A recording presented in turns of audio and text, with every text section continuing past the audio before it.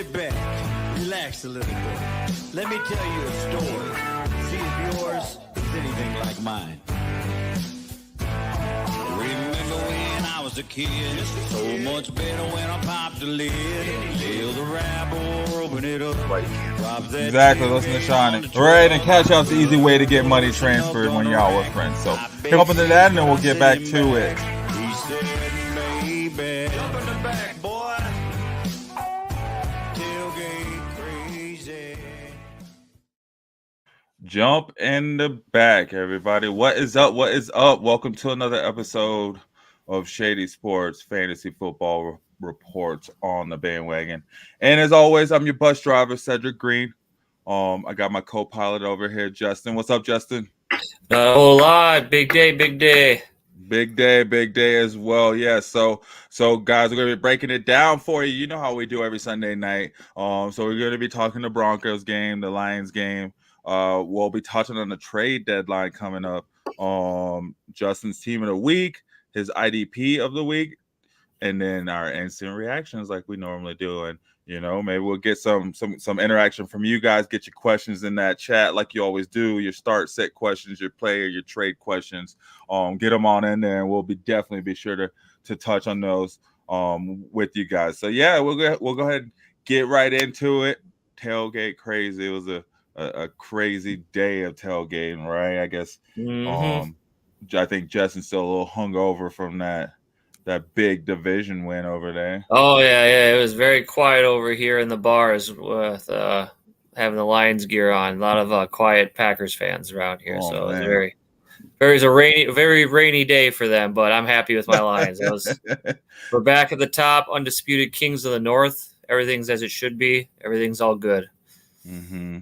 There you go. And then, I mean, yeah, like you said, as it should be. The Lions have been it's been a long time coming, right? Like, hell yeah. and thankfully, no significant injuries at all. Everything came out unscathed. Everyone's happy and healthy. And now we're on to Houston. We're going to go down to H-Town and give them some medicine down there, too, next week. We'll see, man. Hopefully they get part of their team back. But, yeah, no, like we said, guys, we'll be jumping in. We'll talk about that Lions game here in a little bit. We'll get into it. Yeah, we won't spoil all of it.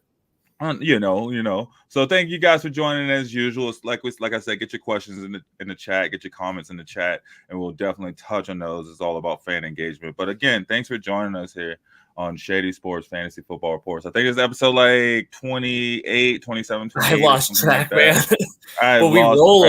We've been rolling, right? Like I remember when it was the way too early. Yeah. And now it's like, dang, we're halfway through the season.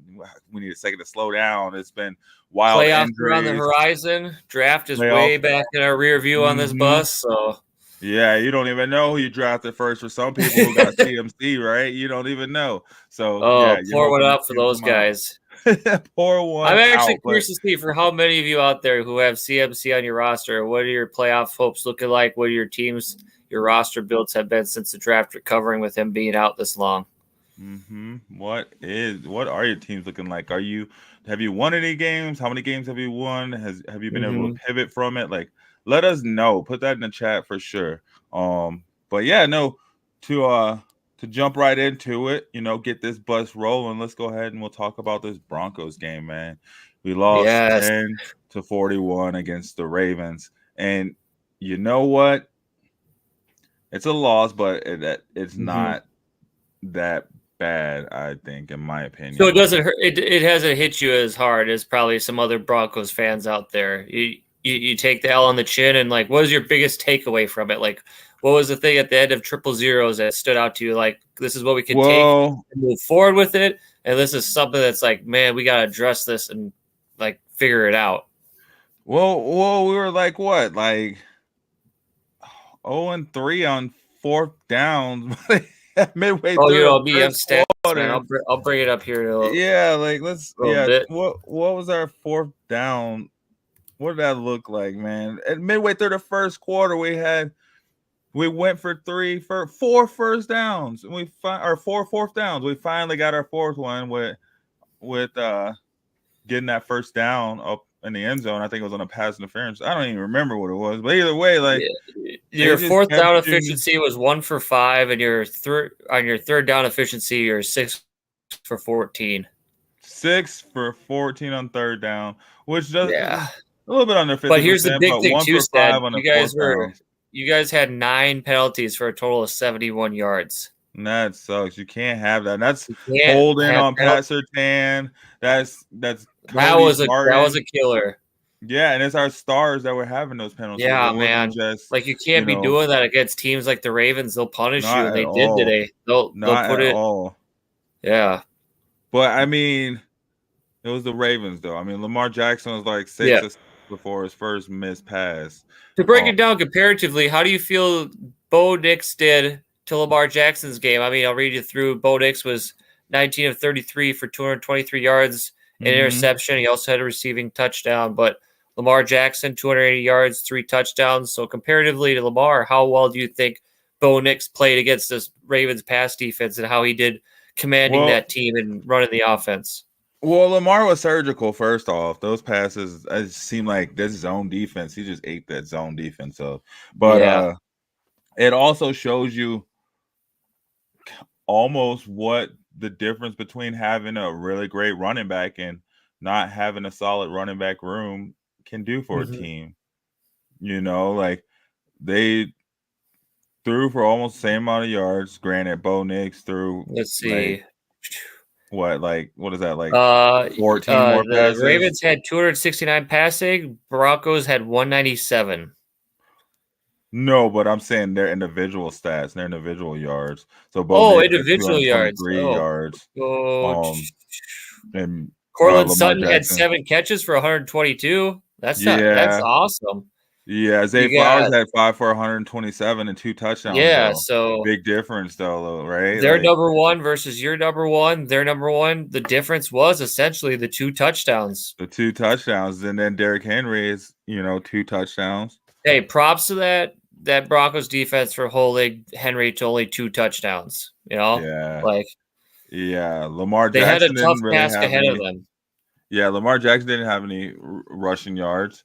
I mean, he did have It's kind of like pick your poison, though, when you have Lamar and you have Derrick Henry. Do you get killed by 1,000 cuts with Lamar running and getting out of the pocket? Or do you die by big gashes with Derrick Henry up the middle and for large gains? Like, they have multiple ways they can kill you with the run game.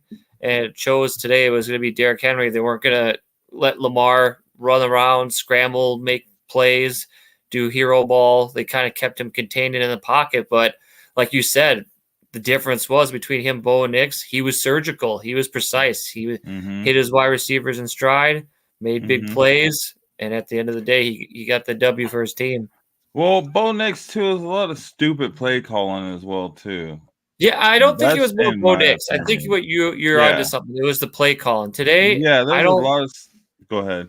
I don't think they did anything to help his case or open up the playbook to allow him to demonstrate his ability, what he's been good at. He's been good at scrambling and running with the ball when plays break down, and he's been able to catch his wide receivers in stride, off of play action, on the run, and making plays happen. I think this is more conservative football of read your reads, and he just wasn't reading past his first or second read well and really improvising on plays. Which he's a rookie. You're playing a Super Bowl caliber defense. You're on the road.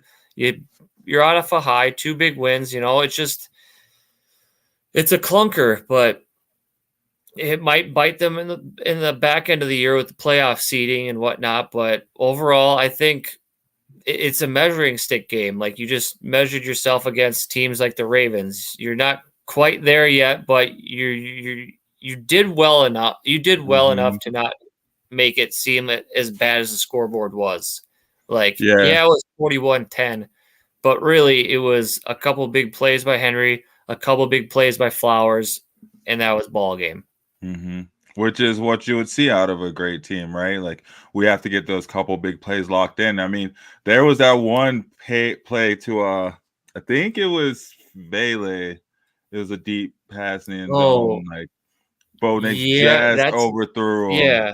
There was actually 2 into the end zone. He just overthrew him. He just was. I remember the Sutton one towards the end of the game, but at that point, there was the game one was earlier in like the second quarter. I think but again, said for me, my biggest problem with this team is their running game.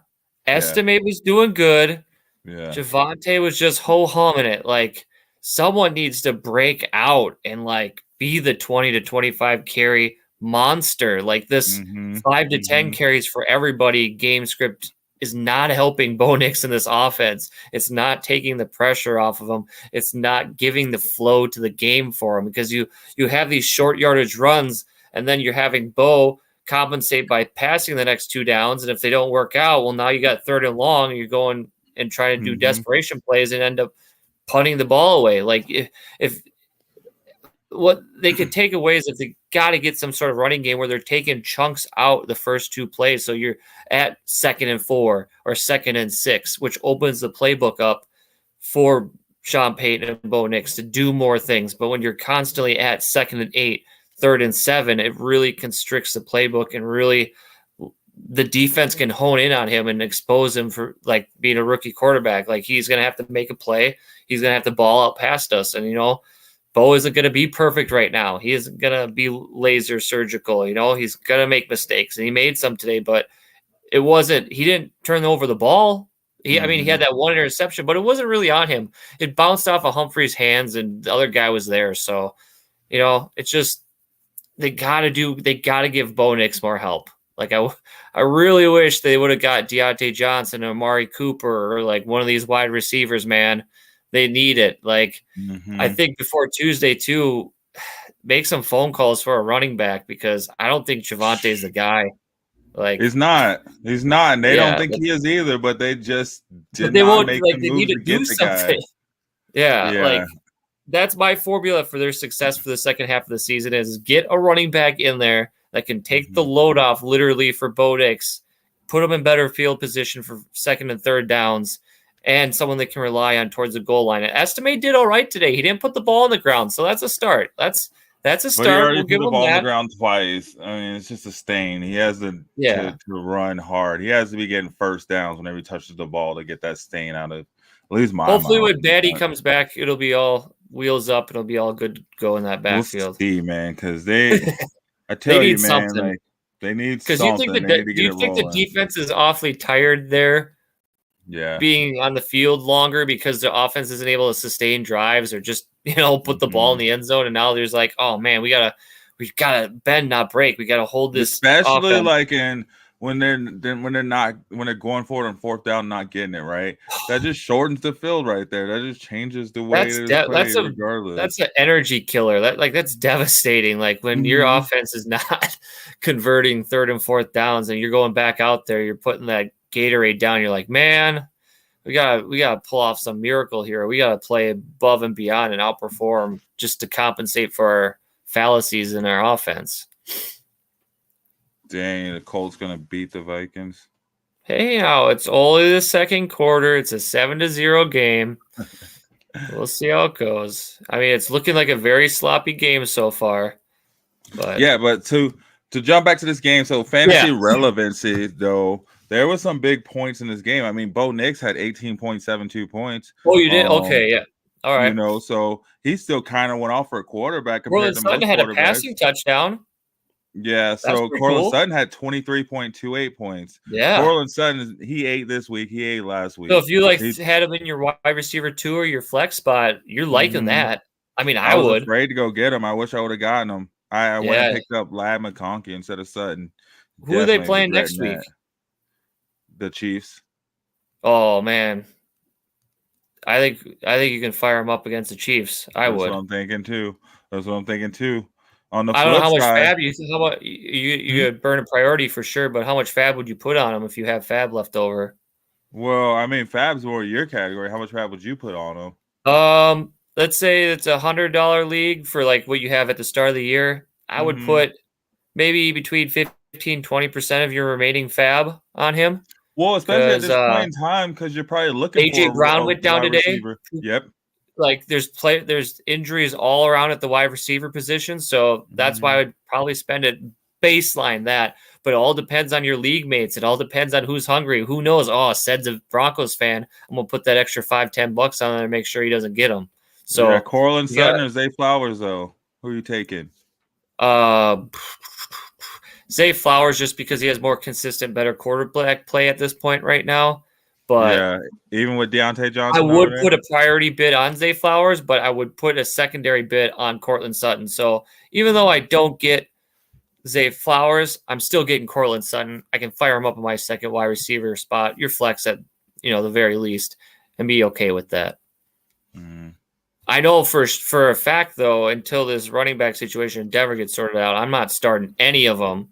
They're sitting on my bench, and if At someone all. wants Well, I've been starting Javonte, and he's been getting me a solid Yeah. 10 to 12 points a game. So but whoop de whoop.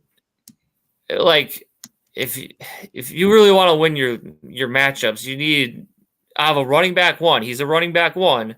Mm-hmm. You need like 15 to 20 points out of those guys. You need a consistent, higher bar. Yeah. You have to have it. Like if you're looking to win. Well, what about this? Mark Andrews, 4.6 points. Oh, I know that was a likely had disappointment. 0 points. Goose egg. Yeah, I think with this Ravens offense, we're gonna see a lot of whose game is it? This game was Zay Flowers. Next week, is it a Mark Andrews? Is it a likely? No, is it a Deontay Johnson? Is it a Rashad Bateman? Is it a Nelson Aguilar? It's whoever's got Lamar's eyes. But we know what the who consistent... it's always going to be? You know whose week it's always going to be? King Henry's. Yeah, that's why that's the only piece of that offense outside of Lamar that really, truly matters. Like, just set it, forget it. Don't worry about it. It's going to be fine. But, like, you're really playing roulette with these Ravens wide receivers and what game it's going to be. And so if you played against Zay Flowers, my condolences. But if you played against a Mark Andrews or a likely, you dodged a bullet this week. So, and it goes to show again this week for tight ends, it's just a fantasy wasteland. Like, it's very barren. If you got 10 to 12, 15 points from your tight end this week, be thankful for that. Yeah, it's not your blow up, your 20, 30, like what you want to see, but just getting a dozen or so points from your tight end, take a breathe, a sigh of relief, and just be thankful for that, because there's a lot of tight ends out here that are catching sub double-digit numbers or goosing for people, and it's frustrating. Why are you talking about? I don't know. Let's see what the Broncos tight ends did. Like, were they even out there playing? We got Troutman got 1 catch for 4 yards. That was it. Yeah. I mean, that's not good enough. Like, that's what I think to help unlock the offense for Bo Nix too. Aside from the running game, getting behind him and giving him shorter field position, how about getting the tight ends involved and being those security blankets for him and moving the chains? They don't have to go flying down post go routes. How about just get them over the middle, little short dig routes, some comeback routes, just put on the sticks to hit when the second, third read option doesn't work out for him. Just something like to give him help. Like, he's not at that superstar level yet where he can make like Josh Allen or Jalen Hurts like plays, We have to be realistic about his ability right now in this offense and just not necessarily just managing it, but he can, stretch drives and like keep the chains moving if he's got help. Like, he's only got so much ability to work with right now. Like, he needs the other people around him to step up. Yo, speaking of stepping up, let's hit a promo. Well, I was gonna say, just to wrap up this game, and then we'll go ahead and jump over to the Lions game. But I mean, tight ends irrelevant on both sides of the ball today.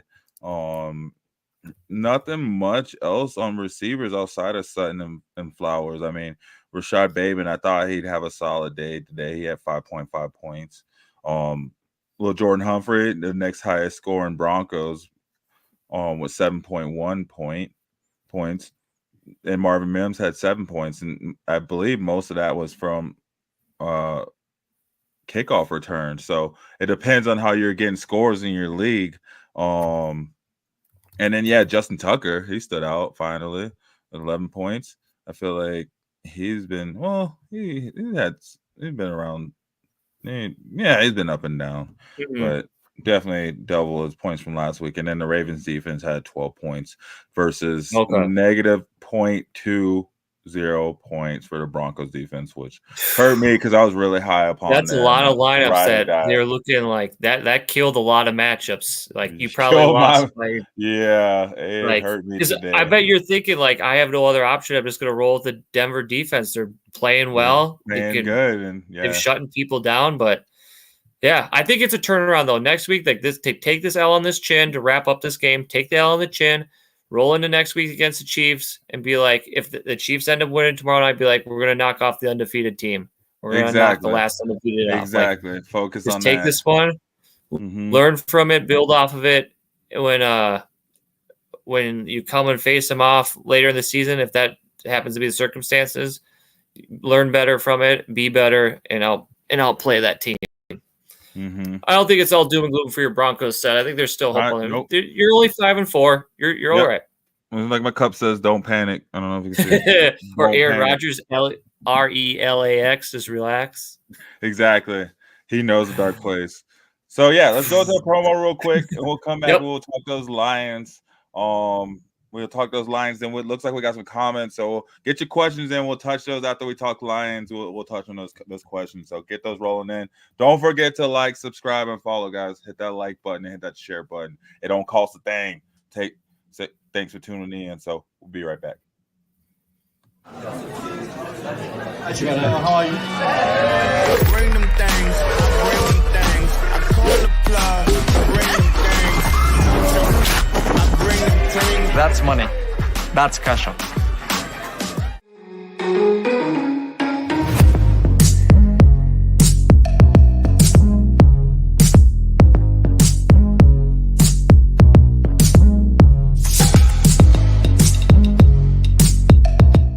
Forever you and me. Yo. You guys, if you're using Cash App, or if you don't use Cash App, I guess rather use our code, and you can get, I think you get like $5 on it. Free money, really man. Cool. Just use it. Yeah, exactly. Free money. Hey guys, follow us on all platforms too. I'll put our links down there at the bottom. And don't forget to follow at Shady Sports Network for all your sports news, but definitely follow us, guys. Yeah. So before we went away, we were talking Broncos and fantasy relevancy. Then we'll go to the other side of the house. I mean, we got your Lions with a big divisional game win. Yeah, shout out to John Paulo here for betting on the Lions. That's a good bet. Yeah. I like it. And welcome back. Like to have you here. Yeah, we'll get to that. Yeah, for sure. John Paulo. And then I'll say congrats to your Bills for pulling off that big win against the Dolphins. That was a little nerve-wracking there for a little bit, Sed. Did you catch any of that game? Yeah, no, I didn't. No Amari Cooper, no problem for those guys. Man, he was a healthy scratch, right? No, he had a wrist. It was, but Josh Allen did well. He took care of business. Tua again is trash against the Bills. I'll admit it. He's trash. Tyreek Hill was. Allen just went off though. Yeah. So, how are you liking that Colorado weather, John Paulo? We got a bunch of rain up here. I don't know about you guys down there, Said, but it's still a little misty. Wet and rainy. A little rain. Okay. Yeah, it's a little rainy right now. Nothing crazy though. But yeah, let's get to this Lions game. Lions defeat the Packers 24-14. In a very nasty, wet, sloppy NFC North showdown kind of a game. It was go ahead. It was a little rough there at the beginning, but I didn't lose any faith. The Lions are going to win. Gave some of them blue cheese for those cheese heads. But I was very happy with the results. I wasn't able to watch it. I listened to it over the radio, and I was excited. I was happy. Montgomery did his thing. Jahmyr Gibbs, touchdowns too. Ross St. Brown did his thing, his consistency of getting a touchdown a game. And did you know this? In the last 30 pass attempts from Jared Goff to Amon-Ra St. Brown, he has connected with him on all 30 of his passes to Amon-Ra St. Brown. That is elite consistency. I That was gonna is say it's fantastic. 7-7 today. Well, heck, he was 2-2 to Tim Patrick, 1-1. Yeah, yay, fireball. You like how we taking care of your boy up here, said. We're taking care of him. Goff is getting him the rock. We know. We watched those games he was down there with you guys. We know his potential. No, Timmy Patrick before he went down, he showed his potential. He's a ball hawk I for wish the sure. Broncos would have, for you guys, would have held on to him, fit him Man. somewhere on that roster, man. Oh, he would fit in so nice. He would be scoring the touchdowns right now. Yeah. But, I mean, it is what it is. He's He's looking been pretty well with decent. JMO sitting out. Like, we lost Brian Branch early to a controversial play. I won't get into it on here about it. It can go all night. It's unfortunate. It sucks. It happened, but the team rallied around them, shut them down, kept Jordan Love in check, kept, the rush defense is pretty porous right now. I mean, they let Josh Jacobs go over 100 yards, which is kind of worrisome. So I hope Brad Holmes has some moves in the works here, getting at least 2 pass rushers, probably 3 or 4, because not only injuries, but like this rotation they got up there up front is not cutting it. Like, they're not putting any pressure on people. It's keeping teams in games where they should be putting them, shutting the door and closing it, and not having any business of keeping them around. Like, there needs to be improvement there, but the offense was effective. It was efficient. It was killer. I love what I saw. Laporta got in some of the action, so he stepped up with JMO being out. I mean, it wasn't like the big game, but like also factoring in the weather, like it wasn't really going to be a pass heavy game to begin with. So those run game for both teams was very effective, and it was very fantasy relevant. But in the end, I think the game was pretty much wrapped up by the end of the third quarter in a bow. So Lions now sit at top of the division at 7-1, 2-0 in the conference. Packers are, I think, in second if the Vikings lose tonight, but fall to third if the Vikings win. I don't know exactly how that all works, but yeah, I'm happy. I don't know. You watched it, the actual game. I listened to it. What did you see said that you liked, disliked, thought was intriguing, or? Well, I mean, I was out of eating, so I was watching it in and out, but it just seemed really like watching it. Well, no, well, it seemed like that Lions defense, man. They're just we're just missing good. a couple pieces, and it's just gonna be lockdown, shut even down. Without those pieces, they or maybe it was just Green Bay, they're just tired. At that point in the season. It's my opinion is that they should have rested Love today. Played Malik Willis, give Love that extra week of rest. Going into the bye week, have 2 weeks of rest to fully heal. It looked like he was still hurt, but he was limping around. He looked bothered by it, and on a fantasy perspective, I hate to see it because he's one of those top quarterbacks you invested in. He's someone you're looking for to score points, and he didn't ball out today. And I think I agree with you. Part of it was he didn't look comfortable. He looked like he was hurt. And that affected his pass catchers. Like Tucker Kraft didn't go off. None of the wide receivers did. No.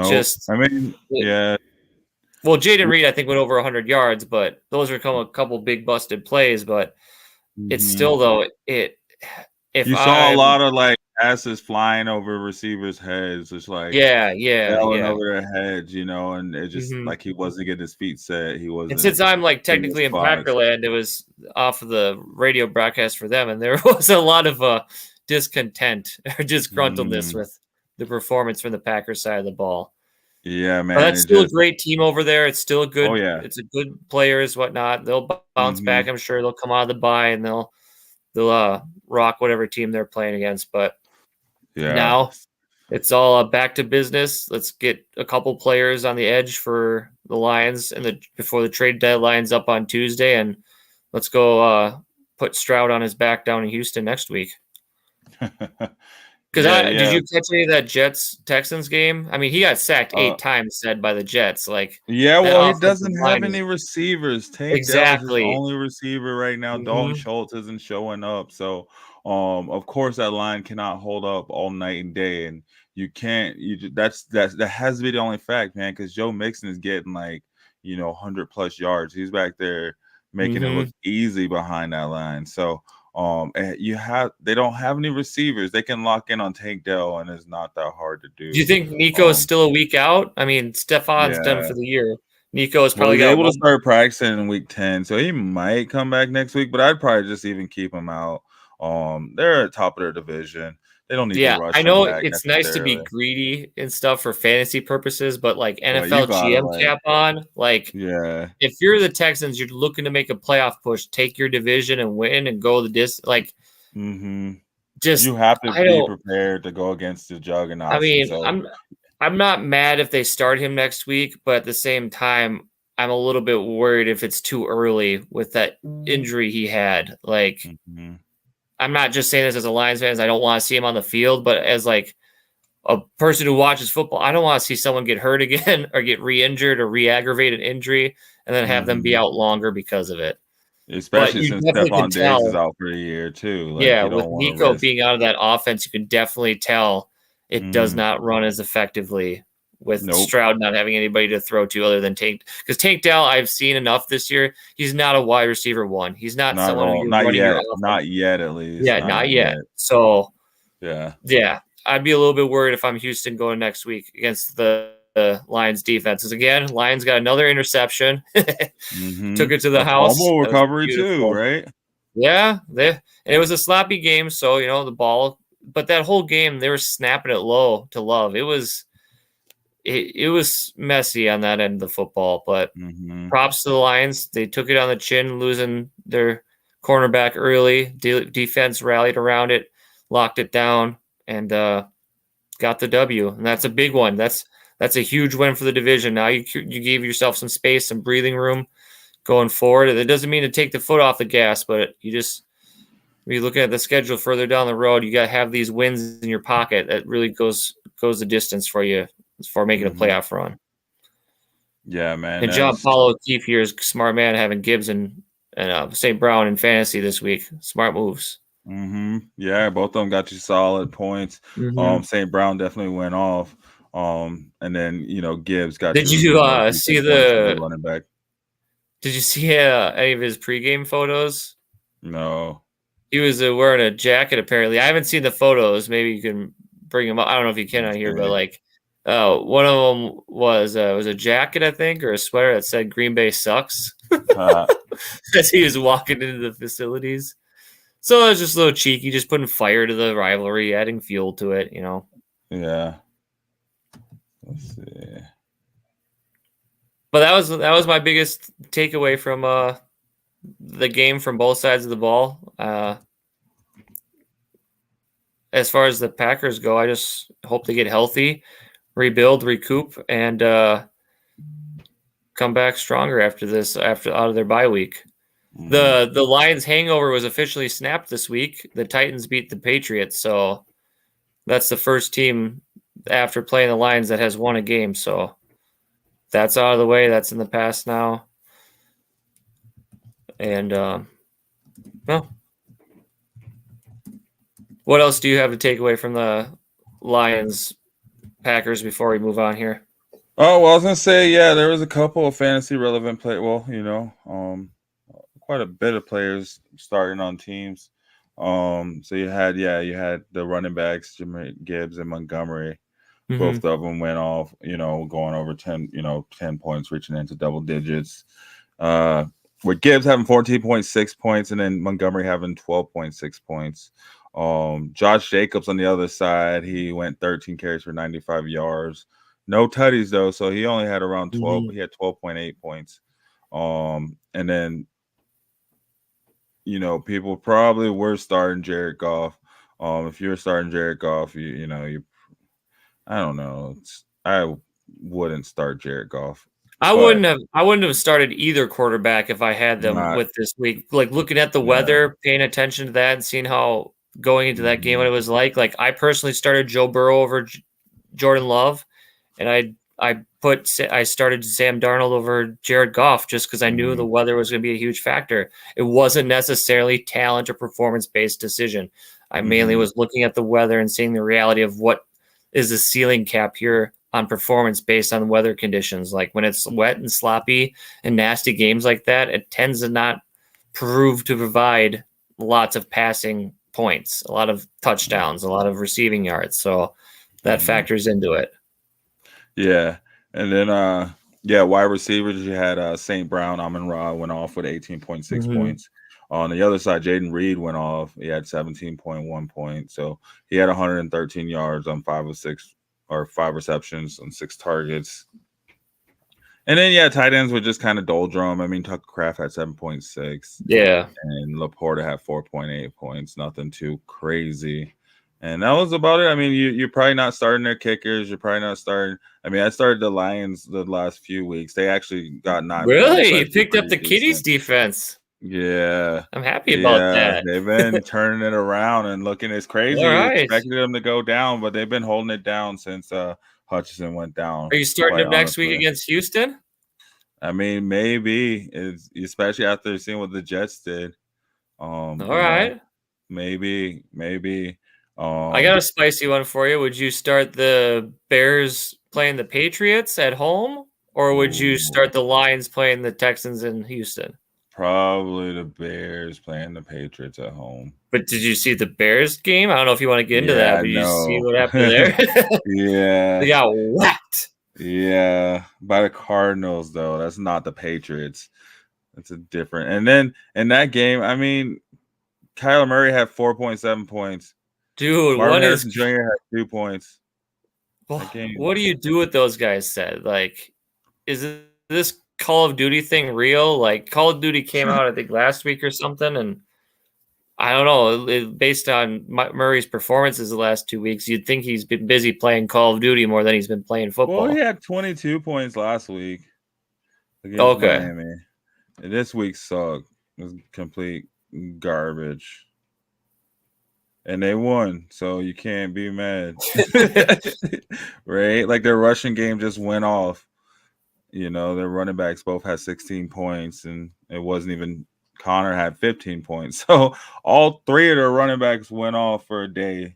So, you know, what can you do? Oh, did you want to get into that game or not? I just bring it up just because, you know, well, you know, Caleb Williams didn't go off. You probably had him starting too because he was looking good in the past few weeks. DeAndre Swift does what DeAndre Swift does and just goes off and eats. Aduze had himself a day with 15 points. And that was about it. Trey McBride, of course, he's been eating the past few weeks. He's definitely been making sure to get his, but he only had 12 points, which is probably one of the top scores for tight ends this week. Let me see. So there wasn't much. You think are you like impressed by the fantasy performances that were had in this game, or are you disappointed by on a fantasy perspective of the performances for the Cardinals and the Bears? Like who stood out for you from both teams, and who disappointed you from both teams? Well, I mean, who disappointed me was Marvin Harrison and Kyler Murray, right? Because they've been balling. You're expecting them to ball, and they just had really crappy scores. Not even, you know, off. They killed your lineups if they're in your lineups. They killed your lineups if you had them. Like, they completely took the air out of it. It was almost worse than a player getting hurt. I mean, even, AJ Brown still managed to get some points before he went out. I think he went out on a touchdown, right? AJ Brown? Yeah. No, that's a different game. I was just saying, that's a different game, but he got knocked out by a knee injury. He only had 2 catches for 36 yards. Oh yeah, so he was not as good either. But either way, I was just saying, that was akin to like a player being hurt, and they weren't hurt. They played the full game and had nothing, even though the running game still went off. But I guess that's it. If you're playing those Arizona players, you got to expect you don't know what to expect from their offense on that day. That whole division is wild, though, isn't it, to you this year? Like, did you catch any of that Rams Seahawks game today? That was a crazy back and forth game. I didn't think that'd be as close as it was without Metcalf out there. But I caught a little. Not only Metcalf, but did you catch Puka Nacua throwing a punch and getting rejected? He got rejected too, right? Yeah. Where did he get rejected? Was that like? I think that was in the first quarter. He threw a punch. Yeah. Yeah, so Puka ended his day with 6 points. Still had more than Kyler Murray. Still had more than Marvin Harrison Jr. Mm-hmm. And he went out Isn't in the that first weird? quarter. Yeah, Well, yeah. like for taking away from that game, like what? Like, did you watch any of it? Like, what are you? We're like Smith after and it's Jigba went off though for 41 points. no, like we've seen him all year. Really, just like when's it gonna happen? When's it gonna happen? When's he gonna break out? When's he gonna 180 step up? yards. Like, do you think Damn. this is just a flash in the pan, or until Metcalf comes back, is this like I you don't know the know. You kinda expectation? This gotta is the standard for him. pay attention to him now, right? Mhm. Man, Is I don't this think somebody Metcalf's you're? got a 180-yard game. So I think it just gets even scarier once Metcalf comes back. I feel like Geno's been Okay. kind of But are you fading winding him, up. or are you putting him on the rise of like go trade for him, go get him, start him in your lineups, play him, or are you saying And sell Jigba, high, get rid of him? I'd probably shoot. He's had one other great game besides this one, and that was week 2. Mhm. Other than that, he's That's just what I'm been saying. To me, it's like dirty.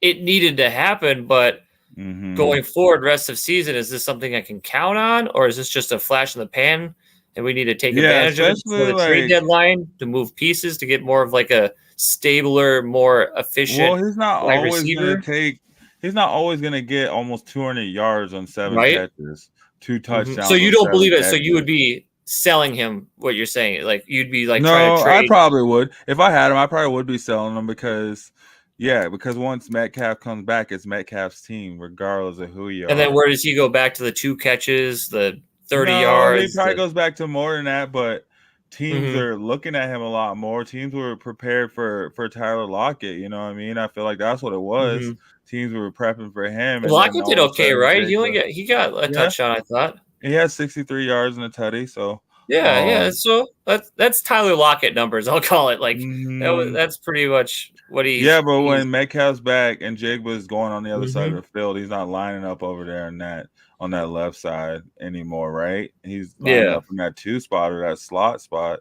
And I just don't think the field will be that open for him every single game as we see. Like, of course he's gonna do it, but I'm not going out and I'm selling him if I have him to people that need running to wide Mhm. receivers. Someone that lost an AJ Brown, or someone that lost to Stephon Diggs, or someone that thought Tyreek Hill was gonna go off. You know what I mean? Like, I'm trying to get him to those guys if I have them. Yeah. And how do you feel about Geno though? Like 363, 3 touchdowns with 3 interceptions. Like, yeah, he's pulling his best Jameis Winston impression by throwing yards and tutties, but he's also turning the ball over and giving you like negative points. And on the NFL level, he's contributing to your team losing games. He's turning the ball over. So with his performance, where do you think he's sitting at right now? Like the Seahawks are 4-5. They've lost to the Rams now. It's just, is it panic mode for the Seahawks and Geno Smith, or are you just, kind of waiting until Metcalf gets back and they get a little bit healthier and then they'll be just fine? I mean, from a fantasy point of view, I'm probably playing Geno. I'm probably okay with that. I mean, he's still got. Let me see what he have. He still had 25 points. Mm-hmm. He scored higher than Matt Stafford. He scored higher than a lot of quarterbacks today. And he's been around that 20-point mark, kind of. Well, he had 9 points last week, which sucked. That was when Metcalf went down, right? That's why I bring him up. If he's someone you could rely on as a fill-in quarterback, or is there someone as a fill-in? Okay, I think you're not watching relying the to like quarterback one, lock it in. He's just more like, shit, I got this guy to buy. I need to fill somebody in. Yeah, like you're looking, if it's a division game, then you're like, oh, I'm probably going to play Geno. It's probably going to be a shootout, right? But if you have somebody else that you're probably starting them more consistently. It's just game by game basis. I wouldn't depend on Geno Smith. So if you have a Kyler Murray, would you start Geno Smith over him? Oh yeah, I would definitely depend on Geno Smith.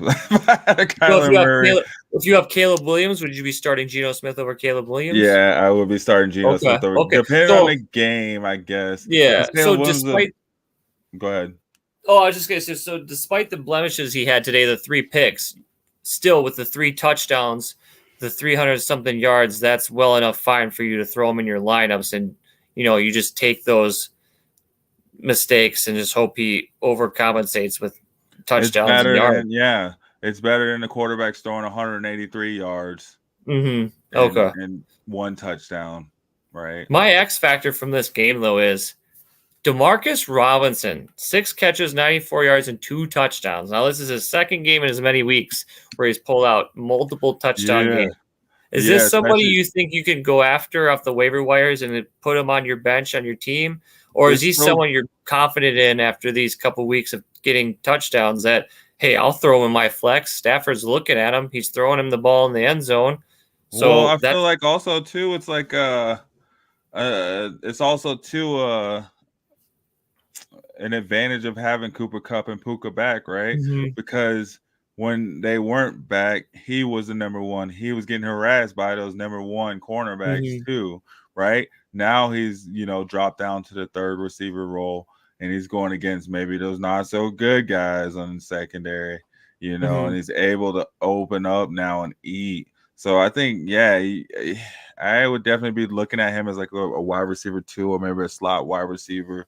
Not necessarily dependent on him, but I wouldn't be hesitant to throw him in like. So fill in for flex and buys that you're confident though. Like if you have him on your bench or you go get him, like I'll throw him in my lineup next week. Yeah, especially if you got if you lost a receiver for sure. Like if you had a Puka, like I'm probably picking up Robinson, but you probably had him earlier and dropped him, right? Because he wasn't doing anything until like last week. So it's funny that they come back and he's been taking advantage of it, and it's just and it just really helps for Matt Stafford. So I would look at Matt Stafford too because he has these solid pieces right now. But yeah, Robinson has looked good this week and last week. He definitely, this week he went off a little bit harder than last week, but he didn't do anything before that. There wasn't anything to be said. Well, it's just promising to me that Stafford's at least looking his way. Like you said, you made the point. He's got the pieces back, Puka and Cooper Kupp, but still Stafford is still looking his way, getting the catches. He's got a couple of touchdowns under his belt. So there is a floor there with him now, whereas before that you weren't anywhere near relying on him or wanting a piece of him on your team. So that in that aspect, that's good. So guys, just throw this out there too. Who are people you're looking for adding after this week, or who people you are fading in your lineups or in your leagues? Let us know. Throw it in the comments below. Post it on the groups on Facebook or Discord on our Discord channel. We'd like to hear from you guys. Let us know your thoughts on that. Yeah, man, that is a good transition. Let's jump into another promo real quick, and we'll come back and we'll touch on some other thoughts. Perfect.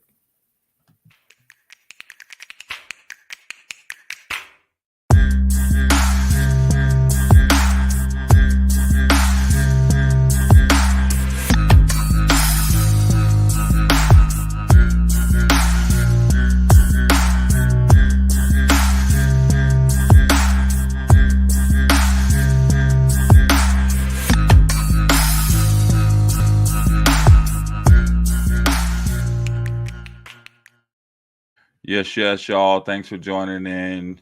This is Fantasy Football Reports on Shady Sports Network. And yeah, like you saw on that last promo, we cover so much more than just the NFL. All types of alt leagues, all types of indoor and arena football leagues, all types of pro and semi-pro football leagues, 7-on-7, flag football, international football. We have like the Mexican Football League. We have the Euro League. We have, I think, the German Football League. There's a Canadian League, of course.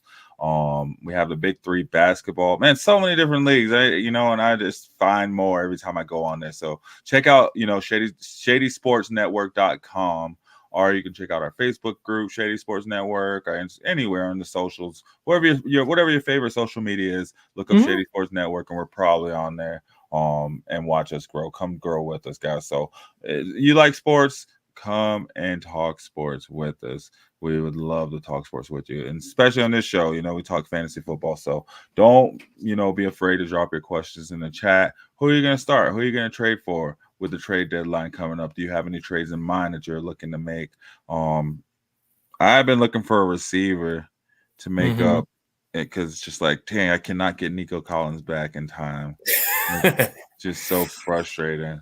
Yeah, it's that injury bug. I say it a lot. It's merciless this year. It is just dropping the axe on people, and it is not being judgmental at all. It's just throwing that hammer down, and we're losing people left and right. Yeah. So true, that injury bug. So speaking of the injury bug, I guess, and maybe off topic, but it's been one of the biggest contributors this season. I think almost every week we're looking to see like who's gonna go out this week, who's not playing this sad? week, Brian Thomas Jr., he play today? I don't even know. I think he did play, but he wasn't as nearly as effective as he's been in the last couple of weeks. That injury was bothering him. It seemed like he wasn't fully himself. Did you see all those comments Michael Thomas has had about Derek Carr when Olave went down when he got his concussions today? Now, that's his second concussion in as many weeks, so I'd be concerned with Olave rest Derek of season. Carr or Michael Thomas went off on Derek Carr. Really? Just basically saying, like he needs to have his, what whoop, and because he was like throwing him just basically. Yeah, it's like he said he's scared and stuff. Like he's scared and just throws passes up, and that's what messed up his career. Oh, so he's basically throwing up suicide balls for his wide receivers, and they're getting basically their careers ended. Yeah. I'd have to look more into it, but for Olave, this is his second one in as many weeks, and it's very concerning. And their wide receivers are dropping left and right in New Orleans. They have a situation there, but I don't think Derek Carr is that good of a quarterback. So if they make a change at some point here, there's no love lost for me there. That's all fine by me. But to answer your question that popped up there on the banner a little bit ago, the injury that surprised me the most so far this year was based off how productive and how effective this player was doing prior to the injury.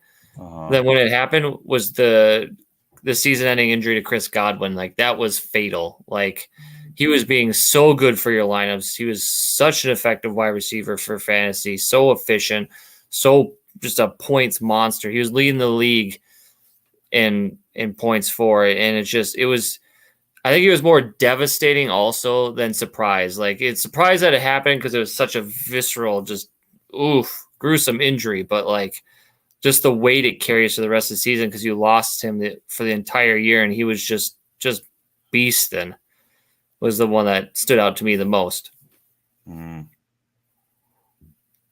Yeah. Hold on, I thought I found the St. Brown picture with his hoodie. Yeah, it was. They were talking about it pregame in the broadcast and stuff. It was. I didn't know if it was real. I didn't see it, but I wouldn't hold it past him. Yeah, I just saw it on Sleeper. I was trying to pull it up on here. Yeah. Oh, here That's we go. funny. Let's see if I can. Yeah. That was a nice catch by Addison just now for the touchdown. It's a tie ball game. Touchdown too. Trying to keep an eye on it. Hold on. Here we go. 7-7 midway through the third. It's a barn burner of a game. Austin, I don't know. It's not looking so good here for Jefferson scoring 25 points to get the win. You need him to have a huge fourth quarter here. Yeah, there it is. Oh shit, dude. Yeah. Oh man. There it is. St. Brown Coming off the bus, just walking. Oh, they even posted on the game. They posted on the broadcast. Yeah. Oh man. Those Packers people saw that too. They're like, oh. Well, he made him pay. He got a touchdown. He did his thing. He went off. His thing. He walked the walk. He talked the talk. He walked the walk. Let's see. Yeah, man. So, craziest injury so far.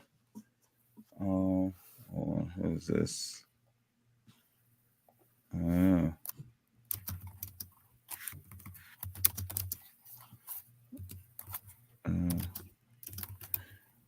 Yeah, I'd say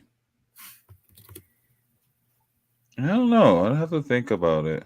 I put the question up. I was like, I don't Well, know. it don't have to affect you personally, like for your fantasy specifically, just in general for like the NFL or just just the what just like the question of like when it happened, you're like, oh damn, like it really resonated with you for the most part. Well, this AJ Brown injury is like he just can't stay healthy. So it'll be interesting to see how that affects the Eagles, especially when you got, the Commanders taking clear control of that division. Ooh, talk about surprise team of the 2024 season here. Like by week 9, were you thinking the record for the Commanders was going to be 7-2? 7-2, looking like And the leading that Texans. division? Yeah, man. It's been such a quick turnaround for them, right? Yeah. Man, Did you expect it, or like, are you Well, surprised? You're surprised? I kind of did because last season they weren't too far off in that division. Okay. Quite honestly, there was a couple of games they were right there, away from winning, from being at top of that division. So, and they did it today without Brian Robinson, their starting running back. Like Eckler did just fine, like doing the supplementary role, being the passing down running back, and they effectively moved the ball. Granted, they're playing the Giants. I know it's probably not the top tier, hardest competition, but it's NFL games. It's any given Sunday. And what good teams do is they beat teams that they should have, and they beat them handedly. So they're starting to make that turn in that organization. Hopefully that's a team too. I'd like to see the culture change. I'd like to see the improvements. I'd like to see them progress and try to get out of the shadow of the past, of the poor ownership, the poor management group, and just the turnover of players constantly, the bad seasons all the time, and just, turn over a new leaf, have a different horizon, a different direction for them. And it's good that so far it's going up. Yeah. All right. So, I mean, because I don't know. Do you think Sam's worried about that for his Eagles? The Commanders nipping at their heels? Man, what can they do? I think the Commanders will beat the Eagles right now. Hot take. I think the Commanders will beat the. When do they play them this year? Do they play them towards the end of the year? Like, it's got to be coming up. Let me see if I can pull up that schedule.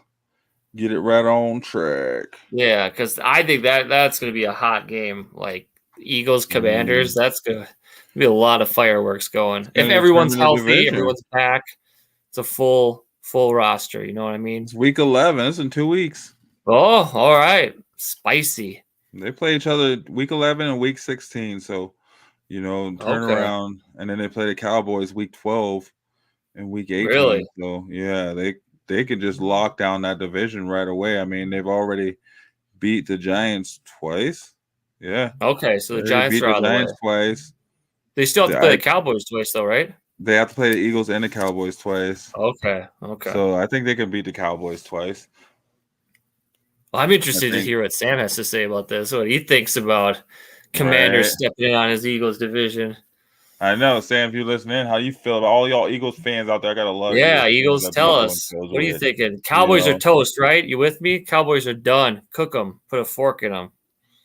Let's see. What week I know Dak got hurt today. CeeDee Lamb got hurt. I don't know what the severity of their injuries are, but that's fantasy relevant injuries there. That affects your teams for your matchups going forward. And for the NFL wise, that definitely hurts the Cowboys because who else on their offense can you get production out of if CeeDee and Dak miss time?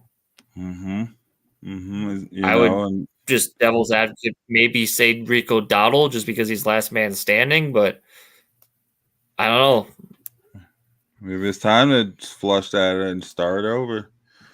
Start it all over. Get an actual first round quarterback, maybe. I don't have any sentiment towards the Cowboys. I don't have any love for them. Everyone knows that the Lions are America's team, so Cowboys are washed. Yeah. Hot take Sunday. Well, you gotta keep it warm here. The weather's getting colder out. We gotta keep the fire going,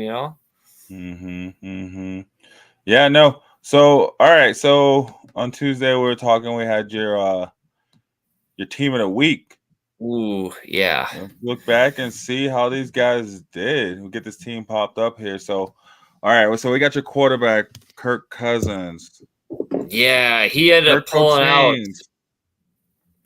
Yeah, Kirk Cousins, 223 yards, 3 touchdowns, but he had negative 11 yards rushing, and he lost a fumble. So, I mean, 2 he fumbles. won them the game. He statistically did well, but I don't know if he really blew the lid over your matchups. He really was like a polarizing force to get you your W's this week, but he did have some solid numbers overall.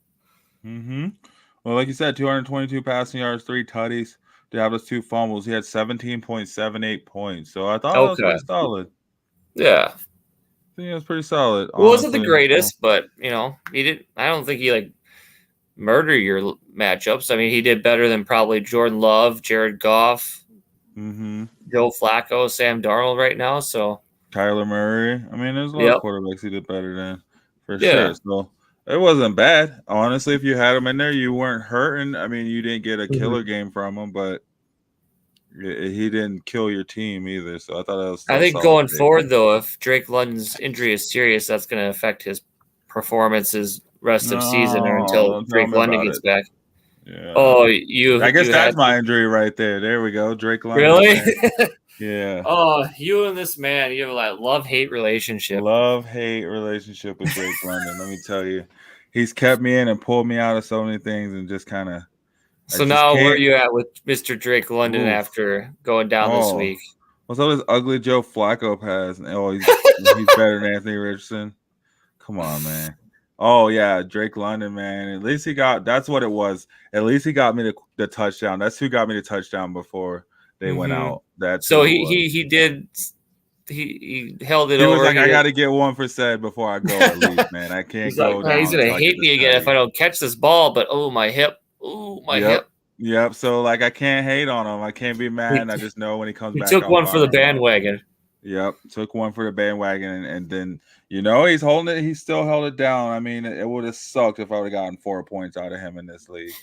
I think, Yeah, for I sure. probably would have cut him and never played him again. So he knew what was up. He knew what the stakes were, and he still got double digits in points. So, I can live with that. And then, even bigger. And we'll touch on it. I mean, your picks held me down too, Zaire Franklin. So, we'll talk about that. Hell when we get yeah. there. But, so we got Kirk Cousins going off for 17.78 points. So I give that a solid. Yeah. Let's see if we find little Sweet. John. He's around here somewhere. See how he feels Sweet. about it. Let's see, little John. What do you think, man? Yeah. Little John likes it. He likes it. So, moving on. Kenneth Walker. Yeah, he came out with 25 carries, 83 yards. Then he had 3 receptions for 24 yards. So kind of a ho-hum divisional matchup he had there. I thought, honestly, it was going to be a much bigger game, maybe some touchdowns. But he was the worst. He was the bell cow out of the backfield. Didn't hit that century mark, but, I mean, I think overall, though, he kind of hurt your lineups. You're probably expecting him to carry your team in the running back room for at least a dozen or so points, but based on your scoring settings for your leagues, he probably got you anywhere between 10 and 15. Yeah. So I mean, you're probably looking to start Kenneth Walker, depending on looking at where you drafted him at. So he did get over 107 yards total all together. Yes. With his receiving yards, but rushing it was still wasn't there. And he had a doldrum 13.7 points. I think that was probably a recipe for the game script, though. It was clearly a Geno and JSN game. Like, they were throwing the ball, they were trying to keep up, stay in the game, and they didn't have to rely on the running as much. That's what happens when you're down, right? Like, you gotta you gotta keep throwing the ball up to try to get down there to get the scores really quick. So with that, I mean, Lil John, he wasn't feeling it so much because I don't blame you, Lil. Save your voice, Lil John. But he gets the golf clap. We give him the golf clap though. Okay. It was still a good performance. Respectable performance. Yeah. He didn't hurt your team. Now, moving on though, we got your other running back, Tony Pollard. Yes, sir. 28 Against- carries, 128 yards, and 3 receptions for 26 yards. So he got you probably somewhere in that range of 15 to 20 points. He was the definitionary bell cow, and he bullied on a bad rushing defense. So, I mean, if he's in your running back 2 spot at least, I think you're okay with that. I think you're okay with 100. I mean, every week you like a touchdown, you like those 6 points, but I think 28 carries for 128 yards. What that tells you is he is the guy. He is the dude there. So he's going to have the volume. He's going to have the offense, and that the Titans are comfortable relying on him to keep drives moving and keep the sticks going. Yeah, he was running back 11 today. Okay. 18.4 fantasy points. All right. So yeah, you were over the hills if you had Tony Pollard playing, because you probably drafted him. You probably drafted him in the 5th, 6th, 7th, or 8th. Well, unless you're in a weird league, you based on this lineup, you probably took Justin Jefferson, then AJ Brown, then Kenneth Watt. Like, he was probably your 4th or 5th option. Yeah, so he wasn't like a top running back that you got out of the draft right away. Yeah, but for him to get that many points, you're like, hell yeah, let's go. So I know Lil John was so Lil John was stoked about that too. For sure. Moving on. I mean, and we're watching, so we'll go on. Let's I don't know his stats right now. Far. Yeah, he's playing right now, actually. But he's at a respectable 16 points already. Okay. 6 receptions for 96 yards. So, I know Austin had put in the comments earlier he needed Justin Jefferson to get about 25 points. So what does he need? Like 10 more points? Think he can do it? Yeah. Got a quarter and a half of football left. So Austin, if you're still here, we're rooting for you. Let's get the 10 more points. So I think if you fired up Justin Jefferson, I think you're happy with him right now for sure. I mean, the game's not even over yet. To have 16 points, hell yeah. So Lil John was like, yeah, I'm good with him right now too, So unless you need 25 points and he gets like 20 points, then maybe not. I'm sure Austin will be, if he doesn't hit 25 points, he'll hit the golf clap. Just thank you, but not good enough. This next one, I mean, who knows what he got hurt. Wouldn't have gotten hurt, but 5.6 points for AJ Brown. What are your thoughts? Hey, the fact that he got hurt, I'll take that over a goose, because you could have had an Olave situation but it should have been a better game. On paper it was looking like just a smash matchup against those Jacksonville Jaguars, and he took a freak hit to the knee, and hopefully he's good. I don't know what the reports are coming out of the locker room after the game today, but hopefully he's able to go next week and the week after that. But most importantly, I hope he recovers fast and gets healthy, because he's a big player that we all need in our lineups. I'm panicking, man. You thought you were good. You had him back for a couple games. He was looking good, and then like, damn, like, where do you go from here? Is it too late to pick up a wide receiver? Luckily, it's right at the trade deadline for most leagues. I mean, maybe some, you're crazy. It's week 10, so you have, a little bit more time. But, it sucks to see a player go down, especially when it's one of your top players for sure. So, think it's, you kind of running around, looking to see how you're going to replace those points, man, because that's a lot of points you're missing out on without AJ Brown. Yeah. So far, I'd say with this lineup, you have 3 hits with Cousins, Pollard, and Jefferson, and then you have the 2 so far. Well, Kenneth Walker wasn't necessarily a miss, but he was. Okay. AJ Brown was definitely a miss, but it's still good picks. I mean, you don't. Yeah, that was just due to injury. Guys. Like, I wouldn't say it was a miss based on performance. Well, technically, yes, performance, but had he not hurt, does he not get 2 touchdowns? Get a touchdown? Gets over 100 yards? Who knows? Maybe, maybe not. Right? I think he would have gotten a touchdown if he hadn't gotten hurt. Yeah, me too. Yeah, so it was definitely a good pick. Like aside from injury, which you can't control, he was still on track to have a decent game. So moving on, we got your tight end, David Njoku.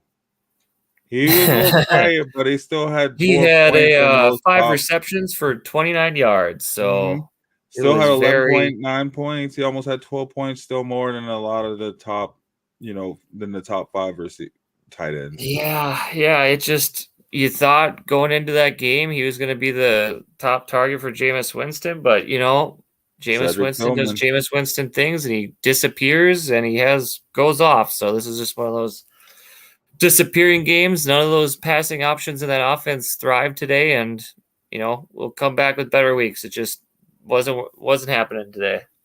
Yeah. So unfortunately, he is solid day though. Yeah. I think in the world of tight ends, I'm giving him a golf clap. Yeah. It's hard out there for tight ends right now. It's hard on the streets. Mm-hmm.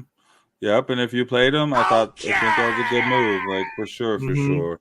I don't think you're mad if you played Njoku today. Quite honestly, especially compared to his past games. Aside from last week, he went off last week. So moving on, Kareem Hunt plays tomorrow. Yep. Hopefully he with this lineup is your Monday Night Miracle. He secures your lineup win for a win. So hopefully he can do that for you. I need him to go off for sure. Pray to the fantasy gods that Kareem Hunt blesses you with bountiful points. I need him to go off this week because he's not going to go off next week, right? So, So moving on, we got Brandon Aubrey, your kicker. Yeah, he had 2 field goals made, one between 30 and 39 yards, and one for 50 to 59 yards, and he had 1 extra point. So I think he had between 8 or 9 points for you this week. Comparatively to his weeks previously, this was a down week. So down week. Well, compared to last week, it was on an uptrend going back up. But yeah, he's been off the past this week and last week since their bye. He hasn't been, and I don't think it hasn't been that he hasn't been himself. Is that they haven't had the opportunities? Yeah, that offense is really struggling, and it's only going to struggle a little bit more going forward if Seany and Dak miss time. Yeah, so him. They might be relying on him for 70, 80-yard field goals. Who knows? Yeah, so I don't think you're necessarily out on him. I don't care if he has 6 points, 9 points, 7 points in a game or two. I'm still firing him up every week. But that's just me personally. I have confidence in him, but maybe just the fact of I would agree. You gotta base that too off his previous performances. Like he was really hitting you like a dozen or so points, and for him to be under a dozen, it's kind of like disappointment. Yeah, it kind of sucks with that offense because it's not really like it's his fault. Like he's not missing kicks. It's just that offense is really what it is. And then we got the Vikings who are still playing right now. That Vikings defense, and so from what I've seen, they're holding them under 17 points. I mean, Sam Darnold just threw another touchdown to Jalen Naylor. Jalen Naylor. What is that? Why is it all these random people getting these touchdowns from Sam Darnold? Yeah. Then we got your IDP player, man. Yeah, he's playing right now too, but he has 39 points for me. So he's cooking. He's feed the beast, man. He's already got an interception this game. He's all over the place making tackles. Like, woo-wee. He has 6 solo tackles, 2 assisted. That interception. He even has a pass deflected. As a linebacker, he is all over the field right now. So hopefully he's holding you guys alive in your matchups. He has been a must start. Set it, forget it since I got him. Quite honestly, like I picked up Levante Davis. you just see his name and like, nah, he good. Yeah, it's just like the only reason I don't play him is if he's on a bye week or if he's hurt, and he hasn't been hurt. He hasn't been hurt. Yeah, thank goodness. Knock on wood. He's been healthy all year long, so he's playing every snap, and that's what you want in your defensive players. You need because the fluctuation of variance and points at the IDP position week to week. You need someone who's in playing every single snap because that's every single opportunity to get you a point on every single play. So if you have him, you're blessed with his performances so far. Very, very true. I mean, there's also a whole quarter left to go here. So in the football game, so he's at 39 now. Who's to say he gets another 20 for you? And you're at 50, 60 points. And I'll take it because I was sweating. I bet your opponent's sweating though. Said he sees you with Zaire Franklin, and they're like, "Damn." Yeah, because they got Jonathan Taylor, and I thought it was gonna be closer, but Zaire Franklin definitely he definitely what's the word? He definitely pushed the distance between us, I guess you could say. He put the gas on the pedal on the bandwagon. He literally put the gas on the bandwagon. He's like the turbo in your engine for your bus. He's like, man, zipping past people. Yep, and it feels good, especially the day where I'm just getting mollywopped. Aaron Jones doesn't want to do anything for me. Hey now. Yeah. I started 2 tight ends in the league. I'm hoping Cade Otton goes off tomorrow. We shall see. I mean, we'll see. Will it be a Cade Otton game? Will it be a Kareem Hunt game? According to my team, I hope it's a Kareem Hunt game, but I wouldn't be surprised too because against those Chiefs, the Buccaneers are going to have to throw the ball. Very true. They're going to have to throw the ball. So unless, Bucky Irvin's dealing with that toe injury, so they do have to depend on Rashad White, who hasn't been whatever. But I mean, speaking of that game, what do you see? How are you feeling about that game? Like, who are you starting Kareem Hunt? Who are you starting from Tampa Bay? Or who are you seeing as a must start if you have them? So for Tampa Bay, it's Cade Otton for sure with the depletion of the wide receiver room and no one's emerging since Mike Evans and Godwin have been dropped out. I really need Cade Otton to put in a solid performance, like 10, 12 receptions. A touchdown would be great, but 50, 60 yards is fine as well. I hope just between a 15, 20-point game for him, just for volume standpoint. I don't need these big 2-catch multi-touchdown games. I'd like to see more of a lot of receptions, solid amount of yards, and a touchdown is just an icing on the cake there. So out of that running back room, though, between Rashad White and Bucky Irving, flip a coin. I think game script wise, this probably is going to have to be Rashad White game because they're going to have to play catch up and passing out of the backfield. So if they play it right, though, they can do a 1-2 punch here with Bucky Irving and Rashad White, where they rely on Rashad for the passing and Irving for the rushing. I think if they switch it up enough, keep the Kansas City defense on their toes, they could both be effective. I don't think by any means that the Chiefs are a stalwart defense and an ultimate stopping force. I think that teams, if they play it right and can effectively hit their gaps and play call effectively, they can get past this Chiefs defense. I don't think they're invincible by any means. Like, I think they're the softest undefeated team I've seen in recent years. They've had easy matchups and they've just, taken advantage of their opportunities as they need to because, great teams do that. But on the Buccaneers side of the ball, we need Baker Mayfield to play lights out. He's going to have to be near perfect against this Chiefs defense on the road. In Kansas City, that's a tall task with depleted passing options. He's going to have to be effective. He's going to have to command the pocket and be precise with his throws. But he's also going to have to be effective on moving the chains on second, and third downs, keeping the ball moving forward and keeping the ball out of Patrick Mahomes' hands. Like that recipe has to be back into play for success for the Buccaneers to be able to have a great fantasy relevant night and also a team night for getting a win. Yeah. Now for the Chiefs side of the ball. Oh, wait, go ahead. No, you're good. You're good. Keep going. Oh, okay. Yeah, well, on the Chiefs side of the ball, I want to see them ground and pound it with Kareem Hunt and keep the ball on the ground, manage the clock, do the things, make the Buccaneers beat you with their possessions by limiting their possessions, by controlling the clock, moving the chains, keeping drives moving, and putting points on the board. Like, I think the way they lose this game is they miss out on opportunities or they don't sustain drives, and Buccaneers get the ball as often as they do and end up doing something with the ball that they have. I don't know who's going to emerge as the pass catching offense for Mahomes. Is it going to be a Kelsey night?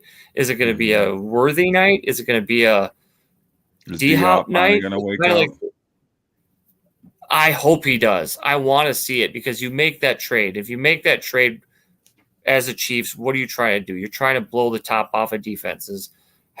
And D-Hop can do that. He's your possession receiver. He's your guy who can sure catch the ball, keep the drives moving, bail Mahomes out of his miraculous bailout. You know what I mean? Like, he's the guy that's sure-handed, is a reliable vet that can help really pole vault that team to the next level in the passing game. But it's like the Ravens. Who's going to be? Which wide receiver is going to show out? Like, what receiving option is Mahomes going to rely on? But at the same time, Mahomes really hasn't done anything this year at the NFL level and fantasy level that said, oh my God, I can count on Mahomes to save my Monday night miracle and give me the win. Like, he's been ho-humming this whole fantasy season for everybody, getting between 15 and 25 points every week. And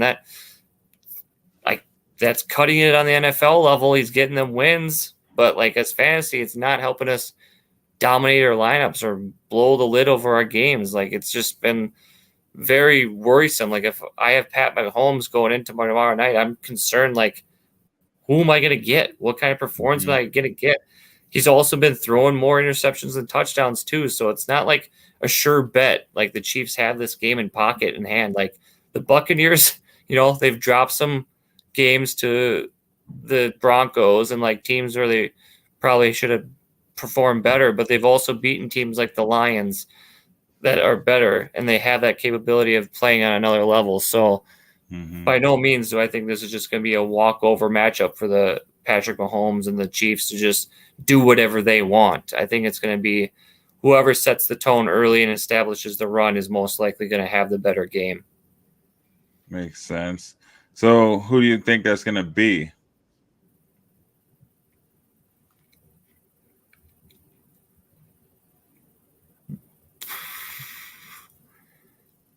I think it's going to be the Chiefs being at home. Yeah, with the playing in refs. front of those fans and getting D-Hop in the lineup. I think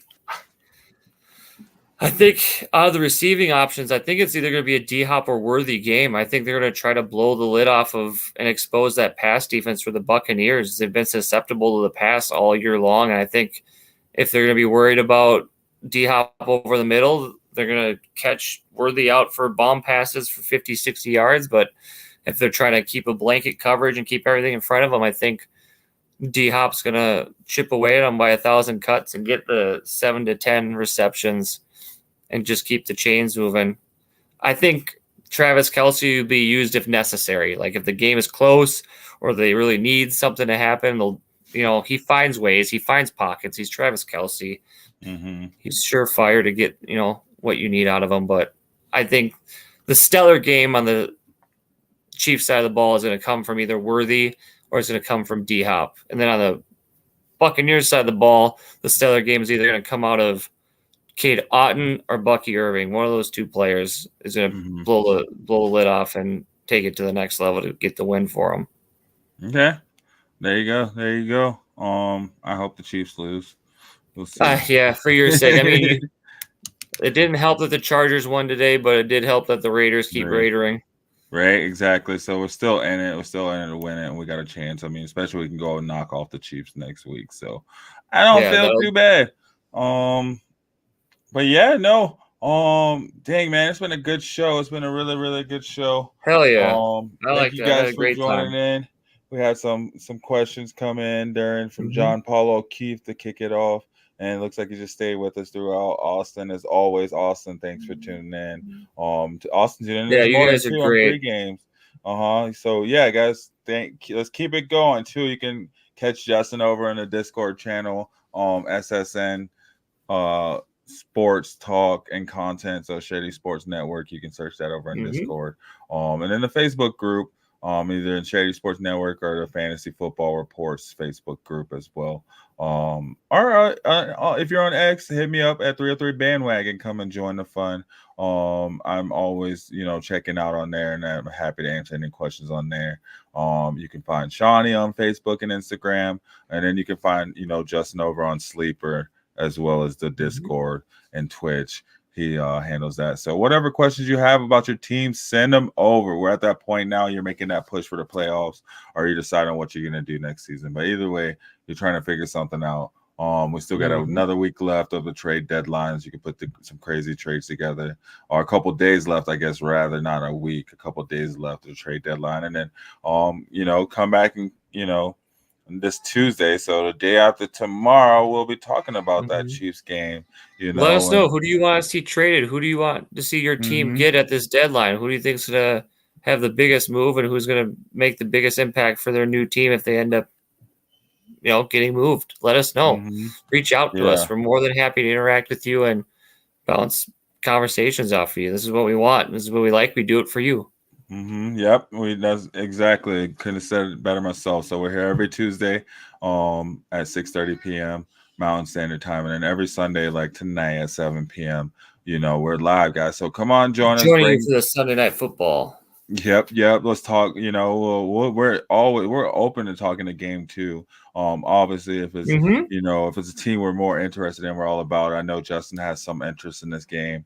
Well, it doesn't really matter so much. You guys beat the Vikings, right? Yeah, just let us know. You got to talk about your teams. If you're the Colts or Vikings fans, let us know. Yeah, we're down. We just want to talk football as always. So the Vikings just got a big interception. Yep.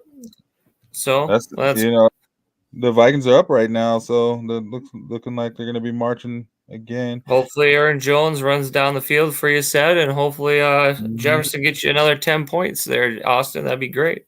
I need those points from Aaron Jones, man. So yeah, hopefully he can. We all do, especially me. I have him everywhere. Right? Exactly. You know what's up. So he's it's getting there. He's picking it up a little slow tonight. So but yeah, no, guys, thanks for tuning in. Even though you could be tuning in this game, thanks for joining in with us as well during it. We love. We're hoping to have Shawnee back on Tuesday. He'll be here with us, hopefully. Talk to his Steelers going into next week and whatnot. And then hope to have get your questions in on who to start, who to sit, and like Justin said, who to trade. So guys, as always, it's a pleasure, man. I can't say thank you enough. We do this for you, and we do this because I love football. I know Justin, he loves talking football, so it's for us too. Won't just say, we just do this for you. Like, we just do it for the love of the game, man. So come on, talk sports with us. Again, come back with us Tuesday night. We'll be back at 6:30 p.m. Mountain Standard Time. And then if you're looking for other stuff, check out Shady Sports Network for all your sports. We want to be your all kind of different flavors for you. From all types of point of view. If you want to come and talk, let me know. I'll get you in on here with us live. We'll build up the round table and get as many people as we can in here, just going back and forth talking teams. So as always, guys, it's a pleasure. Justin, is there anything else you have? Not a whole lot other than feel free to reach out on Twitch. I'm trying to get more into that outlet to try to get more of a presence on the platform. I don't stream much. It'll look like on the profile, but I'm more than welcome to answer questions and run stuff by you over on that platform too. We're trying to get that going, as well as our Discord and our Sleeper. And as always, our Facebook group. Love free to reach out to me or Seth or any one of us on the show here. Talking football. We love it. Most importantly, if you like what you see here, you like what you're getting week to week, show to show, please subscribe to us, like it, share it, follow it, spread it around. The more we can get out to you guys and get out to other people, the more our show can grow and the more we can do with that happening. So thank you. Please, please, please do that. And I look forward to seeing and hearing from all of you guys on Tuesday night. I look forward to it. Yeah, guys, come back and join us Tuesday night. And if not, catch us again next Sunday. We're here every Tuesday and Sunday. So we're here every Tuesday and Sunday, guys. I'll repeat it until you get it. So thanks again for watching. It's been another episode of Shady Sports Fantasy Football Reports. We couldn't do it without you guys. So continue to join in, and we hope you have a good night. Go Lions. I'm a game changer.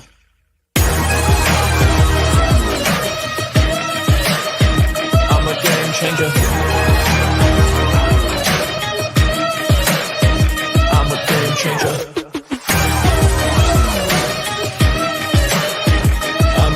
changer. I'm a game changer.